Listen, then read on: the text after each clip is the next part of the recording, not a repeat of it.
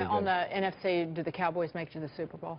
They have a good chance, but they got to go through New York. I mean, those Sunday boys. night, big game. That's right. Those boys in blue, you know, usually when you get deep into the playoffs and you're a New York Giant, you find a way to make it happen. And so I'm not a big Cowboy fan, so I'm a little biased. Yeah, but use your neither am I. I'm a lifelong Redskins fan, so I hate the Cowboys as much as I hate the New England Patriots. But objectively, the Cowboys, do you see them losing steam as they move into the playoffs? You know, with a rookie quarterback, and I'm a big Dak Prescott fan, right, you just never know. And this is the National Football League. Let's not remember, if you look back, you know, even last year and the years before, teams that go 14-2, 15-1, oftentimes don't win the Super Bowl. It's not guaranteed. And so, you know, things can happen, injuries can happen, and when playoff football starts, it's a whole different ball game. This from a guy who grew up in Dallas. Yes, I did. Yeah, well, let me ask you that. Folks at home are happy right now. Yeah. No, they're not. The only thing I like about Dallas are the cheerleaders' uniforms. Oh, yeah, they're hot. You got like Jerry Jones. Oh, and Charles Haley played for Dallas, who I grew up with. Yes. So, amen to Charles Haley. But. Jack, on a somber note, the funeral for former NFL running back Joe McKnight Monday. He was the second player this year killed in a road rage shooting.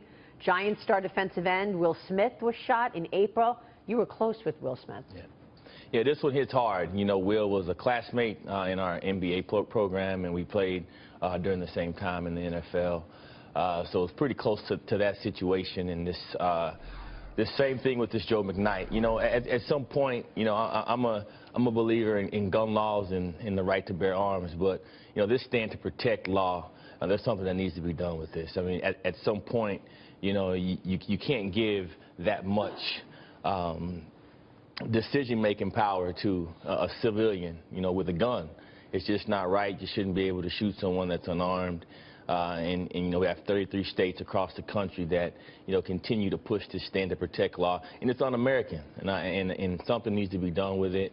And hopefully, you know, things like this stop happening. So, Jack, we've seen a lot of battles back and forth between the left and the right and Republican, Democrat. But I think with a point like this that's so important, what we really need is common sense. And I think just to the point you're making is that, you know, rather than you're right or he's wrong, like if you apply common sense to this, I think you get the result you're looking for. No question. I mean, I want to protect my family, too, and I always will. I think as Americans, you know, we're founded on that principle of protection, right? We support our military, support our law enforcement officers, but we're giving civilians more rights than our law enforcement. You know, if our law enforcement officers go out there and protect themselves, they go through all types of scrutiny, you know, but we're allowing civilians to kill each other just by saying that they were standing their ground and they may not even have been harmed. It's ridiculous. What do you think about this weekend's game, the college football game? I mean, so you got the Army-Navy game this weekend. A president like Donald Trump is going to be there. This is going to be an exciting. I love the uniforms. Who wins that one, Jack? You know, you can't. It's hard to pick those games. Army, you know, it's hard to pick the Army, Navy. Which child do you love more? Right?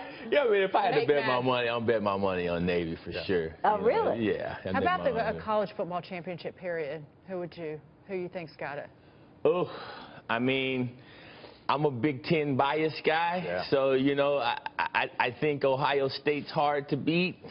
You know, if I had to put my money on anyone, it'd probably be Ohio State. Go Clemson. We'll see, David. We will see. Come on, man. Hey, they played incredible ball last Saturday night. All season, they've been playing great football. You know, it's an amazing program, but, you know, I'm a Big Ten guy. Roll Tide. I'm an ACC girl, so I'll take that. Jack, you like these markets? Trump rally. I love these markets. Yeah. Are you kidding me? I mean, I think you could have blindfolders on and make money after this election. Would you buy stocks right here? Oh, yes. I'm still buying. You know, we're looking at a lot of various opportunities. I like the financials. I think they're going to continue to run. And just really looking forward to the economy going into 2017. I think there's a lot of niche areas where you can really find some great yield. And we're trying to put our portfolio in that position right now. Yeah, financials are on fire. What's the best performing financial right now? I think Goldman Sachs has been moving great. Bank of America, the whole sector. I mean, the ETF, the XLF is up almost 50%. I mean, there's massive upside in a lot of these. And deregulation, to Jack's point, will continue to help the banks. Rolling back the regs. Ambassador Jack Brewer, good to see you. Nice. Thank you so much.